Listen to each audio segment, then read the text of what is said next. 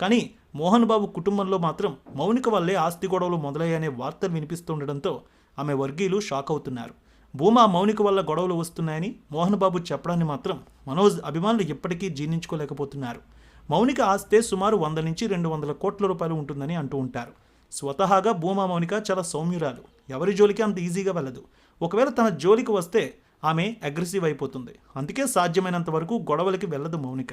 ఎప్పుడూ సామాజిక సేవ చేస్తూ తన అక్క భూమా అఖిలప్రియకు రాజకీయాల్లో అండగా నిలుస్తూ కెరీర్ సాగించింది భూమా మౌనిక. ఆమె జీవితంలోకి ఒక్కసారిగా మంచు మనోజ్ వచ్చారు. ఆమె జీవితం మొత్తం మారిపోయింది. భర్తను ప్రయోజకుణ్ణి చేయడానికి భూమా మౌనిక పడ్డ కష్టాలు వర్ణాతీతం. తాజాగా ప్రెస్ మీట్లో మాట్లాడిన మనోజ్ కూడా తన భార్య పడిన కష్టం గురించి వెల్లడించారు. మనోజ్ మాట్లాడుతూ, మన దేశంలో ఎన్నో గొప్ప కథలు ఉన్నాయి. పురాణ కథలను ఆధారంగా చేసుకుని గొప్ప పాత్రల చుట్టూ మేము కథలు రాసాం. అయితే అదే సమయంలో మొదట లాక్డౌన్ వచ్చింది. అప్పుడు ఏం చేయాలో తెలియదు. దీంతో మౌనిక, మనోజ్ నీకు